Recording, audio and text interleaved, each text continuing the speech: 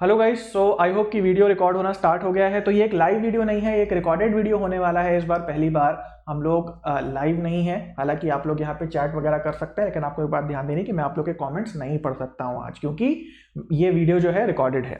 तो आज बेसिकली हम लोग लॉजिकल रीजनिंग की बात करने वाले हैं। बड़ा ही मोस्ट आस्क्ड टॉपिक है। काफ़ी आप लोग पूछ रहे थे कि सर ये इंडियन लॉजिक क्या है, लॉजिकल रीजनिंग में क्या क्या चीज़ें आ रही हैं।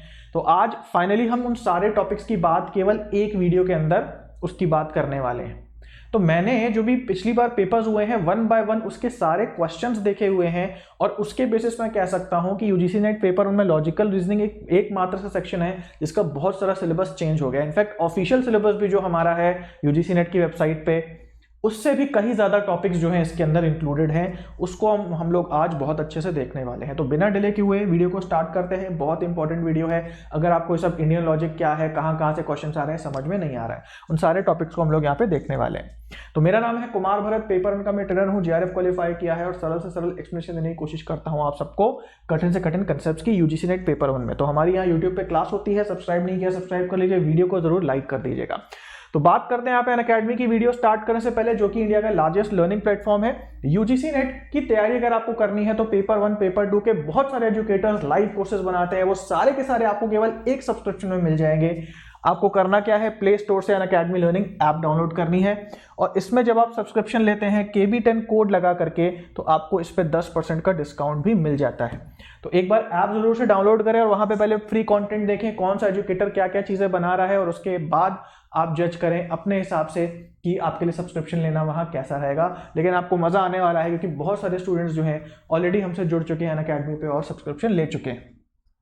ओके, तो अभी हम बात करते हैं। हमारी पहली स्लाइड पे वो सारे टॉपिक्स लिखे हैं जो कि बदले नहीं हैं, जो कि पहले भी आते थे अब भी आते हैं। क्या क्या आते हैं थोड़ा सा जान लेते हैं इनके बारे में। तो सबसे पहले इसमें एक स्टेटमेंट बड़ा अहम है। जो भी हम लोग चीजें कर रहे हैं, जैसे हम लोग बेसिकली तर्क की बात करते हैं, आर्गुमेंट की बात करते हैं, तो जैसे यहां लिखा है आर्गुमेंट में क्या होता है, प्रीमाइस एंड कंक्लूजन। तो प्रीमाइस भी एक प्रकार का स्टेटमेंट है, एक सेंटेंस है, या आप कह लो कि कोई ऐसा प्रोपोजिशन है। स्टेटमेंट को आप प्रोपोजिशन भी कह सकते हो। तो प्रीमाइस और कंक्लूजन जो है ये क्या है, अलग अलग प्रोपोजिशंस हैं। तो क्या है प्रीमाइस और कंक्लूजन, आप सबको पता होगा। प्रीमाइस एक स्टेटमेंट है, कोई हमने बात कही, और कंक्लूजन जो है उसका निष्कर्ष है। तो कंक्लूजन मतलब क्या है, निष्कर्ष। ये आप सब लोग को पता होगा, बहुत ही पहले से हम लोग ये चीजें पढ़ते हुए आ रहे हैं। तो स्टेटमेंट या प्रोपोजिशन क्या होता है, इनको मिला करके जो है हमारा आर्गुमेंट बनता है, जिसमें एक प्रीमाइस और एक कंक्लूजन होता है। तो फॉर एग्जांपल ले लें कि निष्कर्ष निकालते हैं जब, जैसे मान लीजिए कि हमने एक बात बोली और इस बात से कोई हमारा निष्कर्ष या कंक्लूजन निकल करके आया प्रीमाइस से, तो बीच में हम किस चीज का प्रयोग करते हैं, किस शब्द का, इसलिए का प्रयोग करते हैं। ठीक है, कि धूप में जाने से त्वचा का कैंसर हो सकता है, इसलिए सनस्क्रीन लगा करके ही बाहर जाना चाहिए।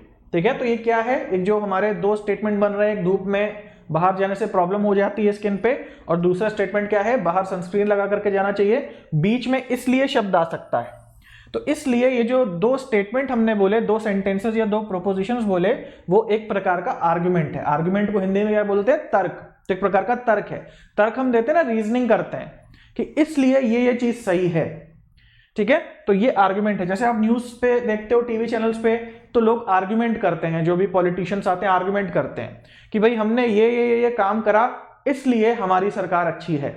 तो क्या है, निष्कर्ष निकाल करके दे रहे हैं कि भाई देखो ये चीजें हैं। तो पहले प्रोपोजिशंस बोले वो वाले जो कि प्रीमाइस हैं, और प्रीमाइस के आधार पे बाद में कंक्लूजन निकाल करके दे दिया कि इसलिए ये सरकार बेटर है, या इसलिए हम जो कर रहे हैं, जो हम नीतियां बना रहे हैं वो सही है।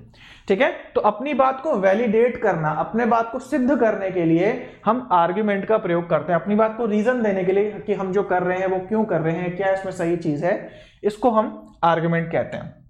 तो दो चीजों से मिलकर बनता है प्रीमाइस और कंक्लूजन। अच्छे से जानेंगे जब हम एक एक टॉपिक की वीडियोस बनाकर के इसको पढ़ेंगे। आज की वीडियो में हम लोग केवल ये सारे टॉपिक्स देख रहे हैं। तो उसके बाद अगला आता है सिलोजिज्म, जो कि एक प्रकार का आर्ग्यूमेंट ही है। आर्ग्यूमेंट ही सिलोजिज्म है। डिफरेंस क्या होता है कि इसमें दो प्रीमाइस होते हैं। मान लो P1 और P2, ये दो प्रीमाइस हैं, और इन दो प्रीमाइस के बेसिस पे हम एक निष्कर्ष निकालते हैं। जो बातें प्रीमाइस 1 और प्रीमाइस 2 में निहित हैं, इसके अंदर इंक्लूडेड हैं, उसके बेसिस पे हम लोग कंक्लूजन निकालते हैं। तो ये आपने वेन डायग्राम के जो क्वेश्चंस आप लोग लगाते हो बेसिकली सिलोजिज्म्स होते हैं। अगला हमारा टॉपिक है कैटेगोरिकल प्रोपोजिशंस। तो प्रोपोजिशंस क्या है आप सबको पता होगा, AEIO करके प्रोपोजिशंस होते हैं। अगर नहीं पता है कोई बात नहीं, आप नेट पे सर्च करेंगे आपको समझ नहीं आएगा क्योंकि ये बहुत कठिन टर्म्स में लिखा होता है। तो आगे हम लोग इस पे वीडियोस बनाएंगे, लेकिन अभी ये बात ध्यान देने वाली है कि कैटेगोरिकल प्रोपोजिशंस आपको पता होने चाहिए।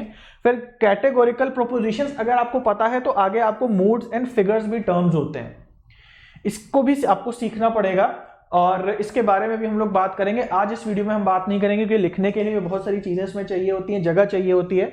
आज हम केवल टॉपिक्स को देख लेते हैं। फिर अगला है हमारा एरिस्टोटेलियन स्क्वायर ऑफ ऑपोजिशन। तो जो एरिस्टोटल थे, अरस्तु थे, उन्होंने फिलोसफी में बहुत ज्यादा योगदान करा है, तर्क वितर्क में बहुत ज्यादा योगदान करा है, तो उसकी बहुत सारी थ्योरीज इस बार नई इंक्लूडेड हो गई हैं।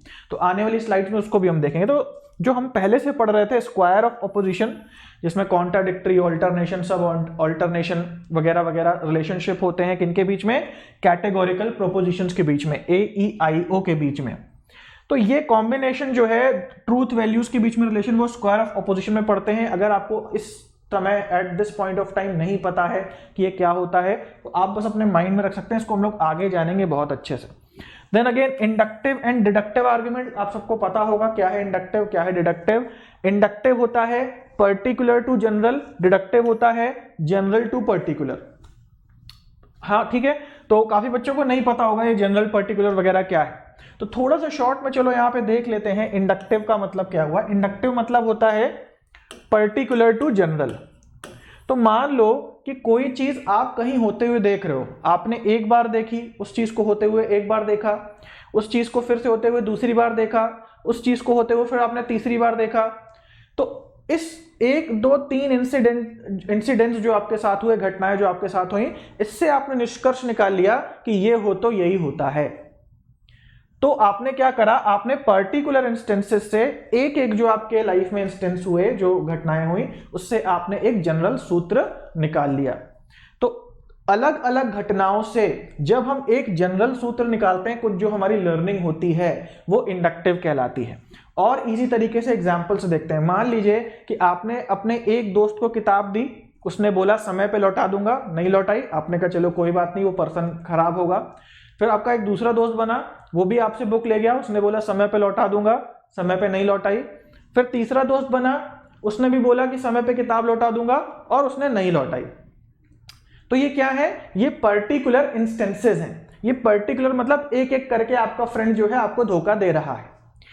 तो आपकी अगली लर्निंग क्या बनेगी, जब चौथा दोस्त आपसे बोलेगा भाई बुक दे दो, मैं तुमको दे दूंगा एक निश्चित समय पे, तो क्या आपको विश्वास होगा? आपको विश्वास नहीं होगा, क्योंकि इतने पर्टिकुलर इंस्टेंसेस से आपकी एक लर्निंग बन चुकी है भाई कि कोई भी इंसान हो सामने, कैसा भी उसका नेचर हो, लेकिन अगर उसको बुक दे दो तो कभी टाइम पे वापस नहीं करता। तो चौथे दोस्त को आप बुक नहीं दोगे। और उसके बाद आप अपने बच्चों को भी सिखाओगे कि भाई देखो ऐसा है कि पैसे और बुक किसी को भी मत देना, क्योंकि वो समय पे वापस नहीं करते हैं। अगर देना तो ये भूल जाना कि समय पे मिलेगा।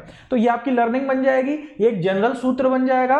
तो पर्टिकुलर से जब आप जनरल पे जाते हो, पर्टिकुलर से जनरल पे, तो ये इंडक्टिव रीजनिंग आपकी कहलाती है। डेली लाइफ में हम लोग ऐसे ही सीखते हैं, साइंस भी ऐसे ही चलती है, क्योंकि साइंस भी आप देखते हो बदलती रहती है और हर बार कुछ ना कुछ नई न्यूज आती है कि रिसर्च ने पाया है कि गर्मी में कोरोना फैलता है।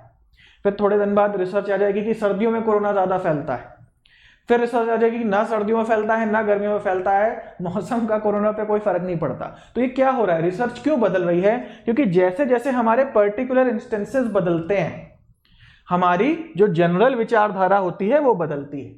मान लीजिए कि ये जो आपके साथ घटना हुई कि आप दोस्त को जो किताब दे रहे थे और वो समय पे वापस नहीं कर रहा था, हो सकता है एक पर्टिकुलर स्टेट की हो। मान लो आप किसी XYZ स्टेट में किसी कॉलेज में पढ़ रहे हैं, हो सकता है उस एरिया के लोग ही ऐसी धोखाधड़ी करते हो। फिर मान लीजिए आप ABC स्टेट में चले गए, दूसरी जगह चले गए, दूसरी यूनिवर्सिटी चले गए, लेकिन आपने वहां देखा कि लोग ऐसा नहीं करते हैं, वहां आपको टाइम पे दे दे रहे हैं। तो क्या होगा, आपकी तुरंत विचारधारा बदल जाएगी, क्योंकि एक एरिया से रिलेटेड आपकी विचारधारा इंडक्टिवली बनी थी जो दूसरे एरिया में जाकर के बदल गई। तो इसीलिए जो इंडक्टिव आर्गुमेंट होता है वो most likely to be true होता है। जरूरी नहीं है कि आपके 3 दोस्तों ने आपको कभी समय पे किताब नहीं लौटाई तो चौथा भी नहीं लौटाएगा, इसकी कोई गारंटी नहीं है। लेकिन on an average most likely आपने ये मान लिया कि यार ऐसा ही होता है, कोई समय पे किताब नहीं लौटाता है। तो ये मोस्ट लाइकली वाले हैं, ये डेफिनेटली ट्रू वाले नहीं कि अगर प्रेमाइस ट्रू होगा तो कंक्लूजन भी ट्रू होगा। आई होप कि आपको समझ में आएगा और अच्छे से को हम लोग बाद में देख लेंगे। अब हम लोग बात कर लेते हैं थोड़ी सी डिडक्टिव आर्गुमेंट की, जो कि ठीक इसका उल्टा होता है जनरल टू पार्टिकुलर। इसका मतलब क्या है, जब आपको एक जनरल सूत्र दिया गया है तो वो हर जगह पे ट्रू होगा। जैसे जनरल सूत्र क्या हो सकता है, जैसे यूनिवर्सल ट्रूथ आपने किताबों में पढ़ा होगा कि सूरज पूरब से निकलता है, sun rises from the east. अब ईस्ट से निकलता है तो आप देश के किसी भी कोने में चले जाओ वो पूरब से ही निकलेगा, ईस्ट से ही राइज होगा। ठीक है, आप इंडिया में जाओ, आप यूएस में जाओ, आप नॉर्वे जाओ, आप लंदन जाओ, आप कहीं पे भी चले जाओ, ये जनरल स्टेटमेंट नहीं बदलेगा। तो ये बिल्कुल उल्टी बात है डिडक्टिव में कि जनरल सूत्र को हम अलग अलग जगह पे टेस्ट करते हैं और वो हमेशा सही पाया जाता है। ठीक है, तो ये है इंडक्टिव और डिडक्टिव। उसके बाद अगला है असर्शन एंड रीजनिंग। तो असर्शन एंड रीजनिंग के भी बहुत सारे क्वेश्चंस बन करके आते हैं। कैसे होते हैं, इसका एक तरीका होता है करने का कि सही एक्सप्लेनेशन है, नहीं है, A is true, R is false करके क्वेश्चंस आते हैं। इसको भी हम लोग जो है आने वाले वीडियोस में अच्छे से देखेंगे। ठीक है जी, तो ओके आगे बढ़ते हैं। अच्छा, अगला देखते हैं। अब हम लोग थोड़ी सी बात करते हैं इंडियन फिलॉसफी की। तो ये जो है बड़ा ही आप लोग के लिए एक चैलेंज होगा, क्योंकि इस बार ऐड हुआ है, इसकी कोई खास किताब नहीं है। अगर आती भी होगी तो जो फिलॉसफी है बहुत ज़्यादा इसके अंदर है, क्योंकि मैंने भी सारे क्वेश्चंस देखे हैं, पूरी एनालिसिस करी और उससे मैंने यही पाया कि भाई बहुत बड़ा, बहुत वास्ट सिलेबस है इसका। फिर भी जो क्वेश्चंस मुझे मिले उनके बेसिस पे उससे एक एक ऑप्शन से, एक एक वर्ड से, एक एक क्वेश्चन के एक एक वर्ड को देख देख के उससे अननोन वर्ड्स निकाल करके मैंने एक लिस्ट बनाई है। पूरा कोर्स जो है मैं प्रिपेयर करूंगा जब भी हम लोग उसको पढ़ेंगे। यहां पे इंडियन फिलॉसफी को बहुत अच्छे से पहले सेक्शंस बना करके देख लेते हैं कि आखिर क्या क्या चीजें इसके अंदर इंक्लूडेड है। तो जो इंडियन फिलॉसफी है इसके स्कूल ऑफ थॉट है, मतलब कि अलग अलग तरीके के मीडियम्स हैं। जैसे कि हम लोग स्कूल पढ़ते हैं ना कि भाई एक स्टेट बोर्ड है, एक सीबीएसई बोर्ड है, तो आप देखते हो सीबीएसई बोर्ड की मान्यता थोड़ी अलग होती है, थोड़ा सा अलग उनका करिकुलम होता है। स्टेट बोर्ड का अलग होता है, आईसीएसई का थोड़ा अलग होता है। उसी तरीके से जब किसी चीज पे हम रिसर्च कर रहे होते हैं, कोई स्टडी कर रहे होते हैं, तो उसके अलग अलग मत वाले लोग बन जाते हैं कि कुछ लोग इस मत को मानते हैं, कुछ लोग इसको मानते हैं, कुछ लोग इसको मानते हैं। वो एक टाइम पे भी हो सकते हैं, उस समय के साथ साथ भी हो सकते हैं।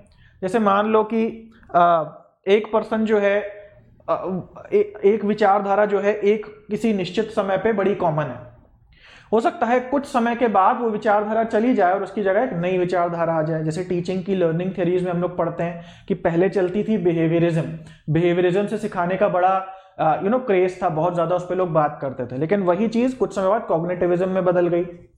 तो अलग अलग थॉट, अलग अलग मत के हिसाब से ये हमारे दो टाइप के बेसिकली इंडियन फिलॉसफी के स्कूल ऑफ थॉट्स हैं। पहला है आस्तिक और दूसरा है नास्तिक। तो आस्तिक नास्तिक का मतलब ईश्वर से मत लेना, क्योंकि जनरली हम लोग हिंदी टर्म्स यूज करते हैं थोड़े से बदले हुए मीनिंग से, तो ये संस्कृत के शब्द हैं, हिंदी के नहीं है, तो इनका मीनिंग थोड़ा अलग है। आस्तिक का मतलब है आस्था। आस्था मतलब किसमें? वेदों में। तो जो स्कूल ऑफ थॉट थे जिनकी वेदों में आस्था थी, जो मानते थे कि वेद जो है वो देववाणी है, देवताओं ने सीधा बताया है, श्रुति से लिखे गए हैं, श्रुति स्मृति टर्म्स है जिसके बारे में हम लोग इसमें बात करेंगे। तो जो श्रुति से लिखे गए हैं, सुना ऋषि मुनियों ने, भगवान ने बोला और उसको लिख दिया, ये बड़े ही सेक्रेट टेक्स्ट है और इसी को मानना है। तो ऐसे जो विचारधारा वाले स्कूल थे, स्कूल ऑफ थॉट थे, वो आस्तिक के अंतर्गत आते हैं। तो कौन कौन से हैं? वेदांता है, न्याय, वैशेषिका, मिनीमासा एंड सांख्य। ये जो है हमारे ऑर्थोडॉक्स स्कूल ऑफ थॉट्स हैं, ऑर्थोडॉक्स दर्शन के जो है मत वाले एक तरीके से ग्रुप है, और सबको हम लोग को पढ़ना पड़ेगा।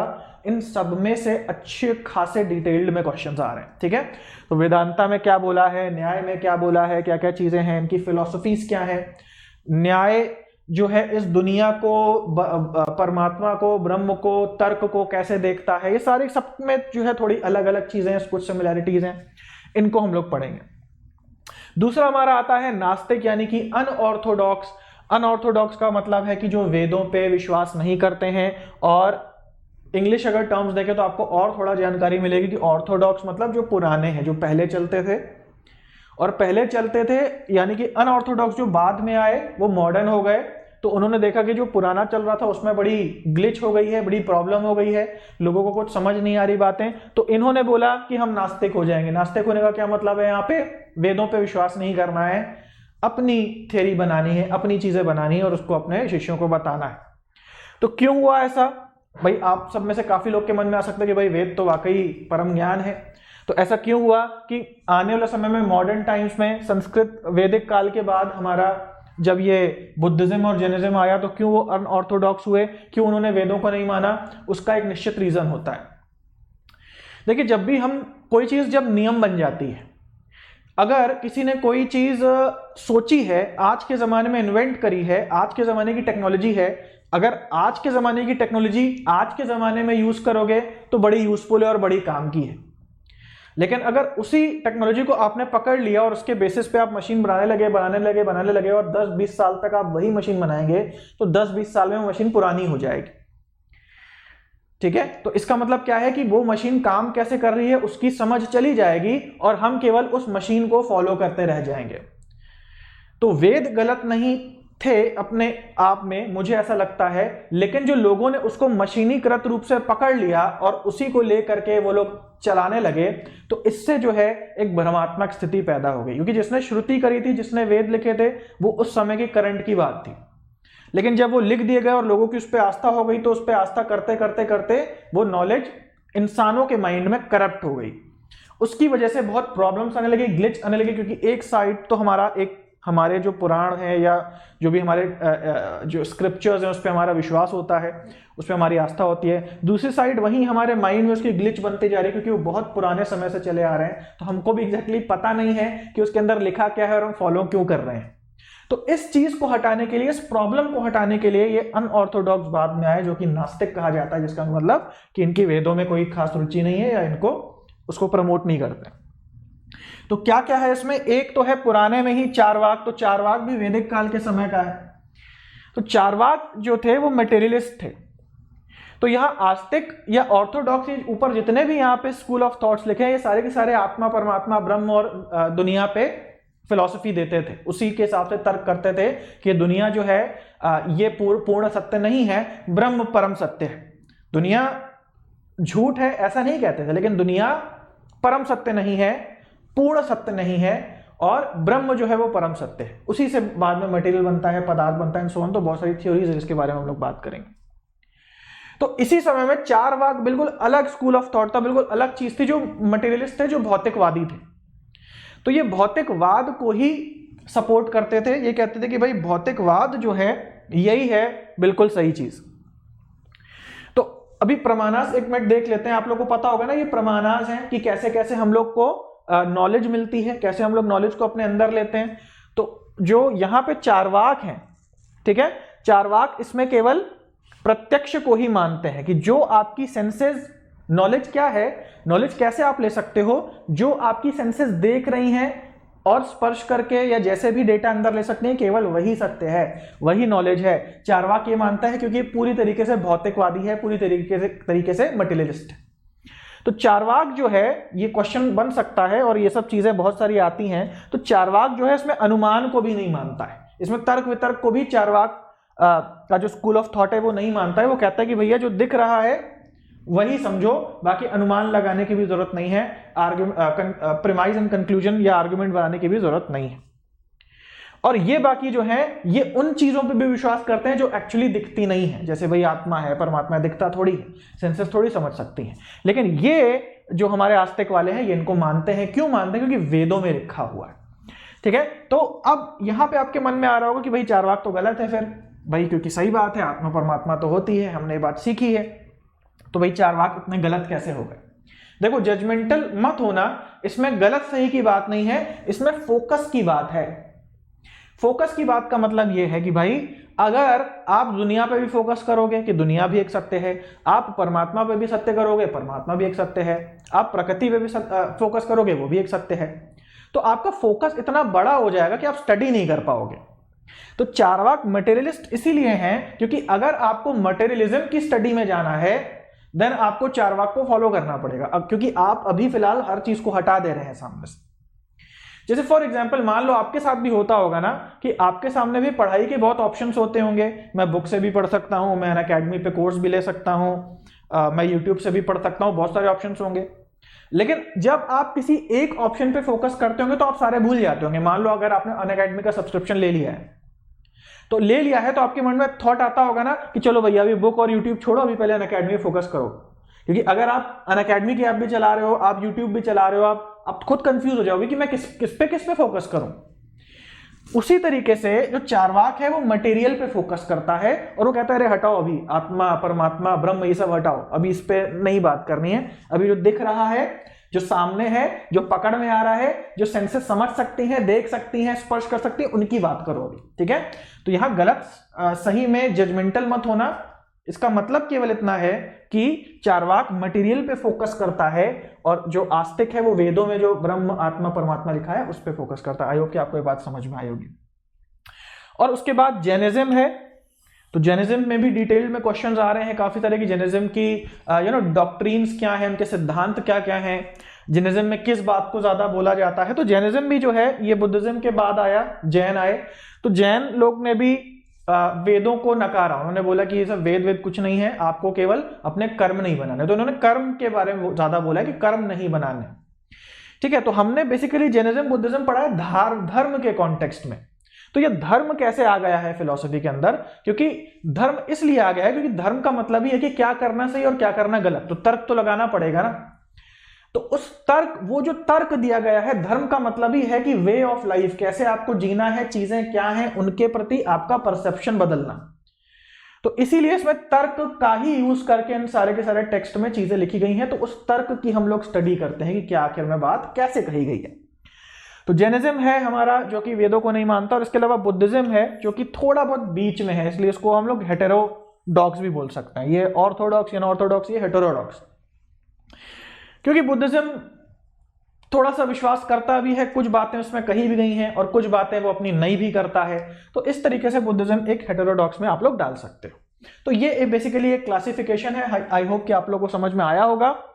और यहां पे अब जो हम लोग बात करेंगे प्रमाणास की, तो प्रमाणास अगली स्लाइड में है, जैसे कि आप सबने देखा।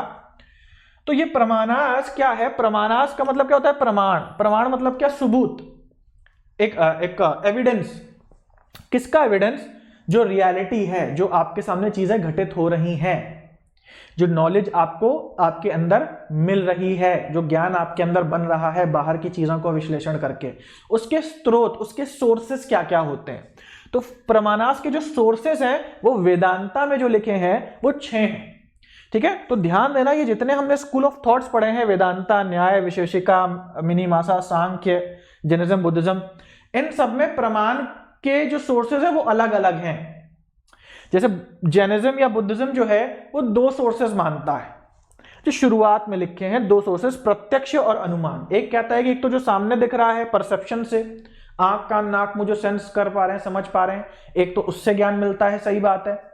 और कह रहा है दूसरी बात की तर्क वितर्क करके, जो अभी हम लोग ने पहली स्लाइड में बात करी, प्रीमाइस एंड कंक्लूजन से आर्गुमेंट बनाने की, यही होता है अनुमाना, यानी कि इन्फ्रेंस निकालना, कंक्लूजन निकालना।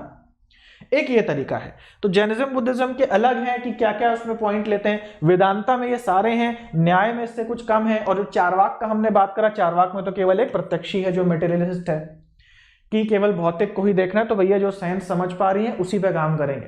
अगर आप देखो ध्यान से तो आज का जो वेस्टर्न साइंस है वो भी थोड़ा सा चारवाक के जैसा ही है।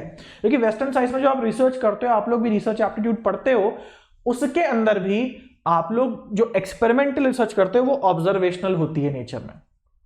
यही रीजन है कि अभी आत्मा परमात्मा पे रिसर्च हो नहीं सकती है, क्योंकि आपका जो रिसर्च भी जो है वो क्वांटिफाइड डेटा पे चलता है, क्वांटिटी पे चलता है। तो जिसको क्वांटिफाई नहीं कर सकते, जिसको सेंसेस ही परसीव नहीं कर सकती, मेजर भी नहीं कर सकती, उसकी हम लोग बात रिसर्च में नहीं करते। तो इसीलिए रिसर्च भी एक मेटेरियलिस्ट अप्रोच है, समझ रहे हो। तो ये सारे के सारे प्रमाणास हैं, इनको भी आप लोग देख लो कि कैसे हमको चीजें समझ में आती हैं, कैसे हम हकीकत को जानते हैं, परसीव करते हैं। तो पहला तो प्रत्यक्ष है, परसेप्शन से, आंख कान नाक मुंह ये सारे जो हैं। अब क्या क्या है ये भी जो है संस्कृत के टर्म्स हैं हमारे पास, उसको भी हम लोग देखेंगे कि न्याय में क्या क्या बोला गया है। ओके, एक और बात है पिछली स्लाइड में कि हम लोग मेजोरिटी की जो थ्योरी है वो न्याय से है, सबसे ज्यादा चीजें न्याय से है, लेकिन जो ओवरऑल क्वेश्चंस बने हैं वो सबसे कुछ ना कुछ बने हैं, तो इसको भी हमको सबको पढ़ना पड़ेगा। बेसिकली न्याय की जो थ्योरीज है वो ज्यादा है। तो आइए प्रमाणास पे आते हैं और यहां पे देखते हैं सेकंड हमारा पॉइंट जो है वो अनुमान का है। जैसा मैंने बोला प्रीमाइस एंड कंक्लूजन जो कि आर्गुमेंट बनाता है। इसका मतलब क्या कि प्रीमाइस में कोई बात निहित है और तर्क लगा करके, बुद्धि लगा करके ही आप उसमें से कंक्लूजन निकाल सकते हैं। लेकिन ऐसे आपको दिख नहीं रहा प्रीमाइस में कुछ है या नहीं है, लेकिन जब आप अपनी लॉजिकल रीजनिंग लगाएंगे तो उसमें से आपको कंक्लूजन दिखेगा। जैसे हम लोग करते हैं ना, जैसे हम लोग करते हैं syllogism, premise 1, premise 2 and conclusion. तो प्रीमाइस 1 होता है ऑल ए आर बी, ठीक है, and B are not C. तो कंक्लूजन क्या निकला? No C is B. ऐसे करके हम लोग करते हैं सवाल। तो आप देखो कि अगर आप केवल ये दोनों सेंटेंस देखो तो केवल देख करके आप ये कंक्लूजन नहीं निकाल सकते, इसके लिए आपको तर्क लगाना पड़ता है, वेन डायग्राम्स बनाने पड़ते हैं, देन आप समझते हो कि अच्छा चलो हाँ ये वैलिड हो रहा है। तो तर्क लगा करके, जो कि चीज ऑलरेडी इसके अंदर है लेकिन थोड़ा दिमाग लगा करके कंक्लूजन निकालना पड़ता है, ये आर्ग्यूमेंट का जो स्ट्रक्चर होता है वो अनुमान के अंदर आता है। तो इसको भी हमारा न्याय में और जो वेदांता वगैरह है इसके अंदर हमने माना है कि हाँ ये भी एक तरीका है ज्ञान को प्राप्त करने का। जैसे आप बहुत सारे एग्जाम्पल्स देखते होंगे एग्जाम में आते हैं, पहाड़ी और धुएं वाला जो एग्जाम्पल है कि पहाड़ी से धुआं निकल रहा है इसलिए पहाड़ी पे आग लगी हुई है, ठीक है। तो क्या है इसके अंदर रिलेशन, क्या हो रहा है कि पहाड़ी पे आग आपने कैसे गेस कर ली, क्योंकि बिना आग के धुआं हो नहीं सकता है। अगर धुआं है तो आग तो है। जैसे अगर अब आपका क्वेश्चन हो सकता है कि भैया अगरबत्ती भी हम जलाते हैं उसमें तो धुआं होता है, आग नहीं होती। लेकिन अगरबत्ती भी जल रही है, आग बड़ी छोटी है, लेकिन आग को भी अगरबत्ती पे भी हाथ रखोगे तो आपका हाथ जल जाएगा क्योंकि आग है, ठीक है। तो धुआं जहां होता है आग निश्चित रूप से होती है, बिना आग के धुआं नहीं हो सकता है। तो ये कंक्लूजन, ये जो प्रीमाइस है इसके बेसिस पे हम कंक्लूजन निकाल देते हैं कि पहाड़ी पे आग लगी हुई है। उसको भी हम लोग और डिटेल में देखेंगे। उसके बाद अगला है उपमाना, यानी कि कंपैरिजन। जब हम कंपेयर करके चीजों को सीखते हैं, ज्ञान लेते हैं। जैसे कि मान लो कि कोई चीज मैंने देखी नहीं है, मुझे पता नहीं चांद पे क्या होता है। अगर कोई मुझे बताए कि जैसे राजस्थान गए हो ना, जहां वैसी रेत होती है ठीक वैसा ही चांद पे भी रेत होती है, तो मुझे कंपेयर करके समझ में आ जाएगा कि अच्छा चलो चांद ऐसा होता है। तो कंपेयर करके भी हमें नॉलेज मिल जाती है। फिर शब्द है वर्बल टेस्टिमोनी, यानी कि कोई किसी की शब्द सुन के हमें कुछ पता पड़ा। जैसे कि मान लो कि आपके घर में अगर कोई बहुत बड़ा बूढ़ा हो, उनकी उम्र जैसे 90 साल 100 साल वगैरह की अगर हो, और अगर आप उनसे पूछें कि भाई जो बंटवारा हुआ था, पार्टीशन हुआ था या आज़ादी हुई थी, उसमें कैसा था क्या था, तो आपको कैसे बताते हैं? शब्दों के द्वारा। उससे भी आपको आइडिया लगता है, उससे भी आपको ज्ञान मिलता है। तो शब्द से भी आपकी जो है नॉलेज बनती है। उसके बाद अर्थपत्ति है, इम्प्लीकेशन, यानी कि गेस वर्क। तो गेस वर्क यानी कि जो इंडक्टिव रीजनिंग की हमने बात करी, ठीक है, गेस वर्क से कि मान लो अर्थपत्ति का एग्जांपल हो सकता है कि जैसे जो फला फला पर्सन है, कोई पर्सन XYZ, वो हॉस्टल जाता है। तो हॉस्टल जाता है तो अल्कोहल जरूर लेता होगा, ठीक है। देखो कोई हॉस्टल जाता है, जरूरी नहीं कि सभी अल्कोहल लेते हो या सभी बिगड़ जाते हो या सभी पार्टी जाते हो। लेकिन अगर मान लो एक जनरल ट्रेंड है, उससे आप गेस कर सकते हो कि हाँ भाई ये फला फला पर्सन जो है इस हॉस्टल में जाता है, तो ये पक्का बात ये भी पार्टी में जाता होगा, मजे करता होगा, अल्कोहल लेता होगा। तो इसमें कोई लॉजिक नहीं है, ये गलत भी हो सकता है। जैसे हमारा इंडक्टिव रीजनिंग जो है most likely to be true होता है, जरूरी नहीं होता। वही चीज यहां पे इंडक्टिव रीजनिंग ही समझ लो अर्थपत्ति होता है। फिर अगला है अनुपलब्धि, कोई चीज नहीं मिलती है, नहीं समझ में आती है, तब भी उससे कुछ जानकारी मिलती है। जैसे मान लो कि आप अगर बाहर निकलो और आप रोड गीली नहीं है, तो गीला ना होना भी आपको बता रहा है कि बारिश नहीं हुई है, तो ये भी आपकी जानकारी है। तो जब कोई चीज आपकी सेंसेस समझ नहीं पाती, ऑब्जर्व नहीं कर पाती, तो वो भी एक प्रकार की जानकारी है, और वो जानकारी आपको उस पदार्थ के अनुपलब्धि से हुई है, नॉन एग्जिस्टेंट या नॉन एप्रीहेंशन से हुई है, ठीक है। तो ये प्रमाणाज है, इसको भी हम लोग और अच्छे से पढ़ेंगे। उसके बाद जो सबसे नई चीज ऐड हुई है, ये प्रमाणाज वाली भी पिछले के पिछले पेपर्स में थी, लेकिन जो इस बार से आ गई है उसको जरा ध्यान से देखते हैं। तो जिस तरीके से हमने वहां पे इंडियन लॉजिक को पढ़ा है, इंडियन थ्योरीज को पढ़ा है, सेम उसी तरीके से यहाँ पे आ गई है क्या, हमारी वेस्टर्न फिलोसफीज, ये वेस्टर्न फिलोसोफर्स जो थे उनकी बहुत सारी थियरीज जो हैं उनको हम लोग यहाँ पे पढ़ेंगे। अभी हम लोग इसके बारे में बहुत ज़्यादा डिस्कस नहीं करेंगे, देख लेते हैं कौन कौन सी थियरीज हैं। एरिस्टोटेलियन मेटाफिजिक्स और सब्सटेंस एंड कॉजालिटी। सब्सटेंस और कॉजालिटी क्या होता है? एरिस्टोटल जो थे बहुत पुराने जमाने में जब फिजिक्स नहीं होती थी तो एरिस्टोटल ने रियलिटी के बारे में बताने की कोशिश की। सब्सटेंस क्या है, पदार्थ क्या है, कॉजालिटी कारण क्या है। इसका मतलब कि जो पदार्थ है, कोई चीज एग्जिस्ट करती है उसको सब्सटेंस बोला है, और वो क्यों एग्जिस्ट करती है, क्या कारण थे कि वो अभी एग्जिस्ट कर रही है, उसको कॉजालिटी बोला है। तो उसका कॉज, उसका कारण एंड देन सब्सटेंस, इसके बारे में जो उसने थ्योरी दी है वो मेटाफिजिक्स में आती है, जिससे काफी क्वेश्चंस आए हैं, ये आपको अच्छे से पढ़ना है। उसके बाद है anomalies of pure reasoning and phenomenon and noumenon. तो ये हमारा कैंट है, अजीब अजीब सी चीजें हैं, ठीक है, लेकिन आपको थोड़ा सा इसको देखना पड़ेगा, बहुत ज्यादा नहीं देखना है। उसके बाद है clearness and distinctness and mind and body dualism of Descartes, ठीक है। तो ये भी अलग थ्योरीज हैं, तो जो डेस्क्रेटीज ने दी हैं। उसके बाद है pre established harmony by Leibniz. उसके बाद है प्राइमरी सेकेंडरी क्वालिटीज बाय लोक, ठीक है। तो इसके क्या नाम है, आई एम सॉरी अगर मैं गलत प्रोनाउंस कर रहा हूं, मैंने कभी ये नहीं पढ़े हैं और बिल्कुल ही फिलोसॉफिकल जो चीजें हैं इसके अंदर डाल दी गई हैं, लेकिन फिर भी मैंने बहुत कोशिश की इनको पढ़ा, क्योंकि जब मैं पढ़ता था या अब तक ये सब चीजें आई नहीं थी, अब आ रही हैं, अब आपको पढ़नी है। और इसको आपको ये ऐसे भी देखना है कि अगर मान लीजिए कोई आप बुक ले रहे हो, उस पर लिखा है कि अपडेटेड फॉर जून 2021, तो पहले उसको खोल के देख लेना ये चीजें लिखी है कि नहीं लिखी है वर्बल रीजनिंग के लिए, क्योंकि कभी कदार बस नंबर बदल जाता है और आगे अंक बढ़ा करके बुक को सेल कर दिया जाता है। तो ये बहुत इंपॉर्टेंट है, ये चीजें होनी उसके अंदर चाहिए, तभी आपको मानना है कि भैया वो अपडेटेड सिलेबस है। अगला है हमारा फैलेसीज। फैलेसीज आपको पता होगा, जब भी हम तर्क लगाते हैं, जब भी हम आर्गुमेंट बनाते हैं, प्रीमाइस से जो कंक्लूजन निकालते हैं, हमें लगता तो है कि प्रीमाइस से जो कंक्लूजन निकाला वो सही है, लेकिन एक्चुअली में वो गलत होता है। हम जो नियम लगा रहे हैं वो गलत हो जा रहे हैं हमसे। जब भी आप गलत तर्क लगा देते हो, गलत नियम लगा देते हो तर्कों में, तो उससे गलत कंक्लूजन आपके निकलने के चांसेस बढ़ जाते हैं। इसी को फैलेसीज कहते हैं। आज के जो तर्क हो गए हैं मीडिया में वो फैलेसी वाले हैं। हमारी भी इतनी समझ नहीं है, हम भी कोई बहुत तर्कवादी तो है नहीं, तर्कशास्त्री तो है नहीं, तो हमें भी लगता है बिल्कुल सही बात कह रहा है। जैसे फॉर एग्जांपल एक तर्क तो ये है कि जैसे मान लीजिए कि कोई गवर्नमेंट को कह रहा है कि भाई आपने ये नहीं करा, आपके आने से महंगाई हो गई, आपके आने से ये आंदोलन हो रहे हैं, तो उसके जवाब में क्या आता है? उसके जवाब में सफाई नहीं आती कि भाई ये क्यों हो रहा है, उसके जवाब में आता है कि भाई हम तो चलो ठीक है, हम तो जो कर रहे हैं वो कर रहे हैं, लेकिन आपने क्या करा जब आपकी सरकार थी, ठीक है, तो बात क्या करी, घुमा दी। तो अब जो श्रोता है, जो सुनने वाला है, जो देखने वाला है, उसको तो सही लगती है बात कि सही बात है, ये सरकार चलो कुछ नहीं करी प्रेजेंट की, लेकिन पास्ट ने क्या करा।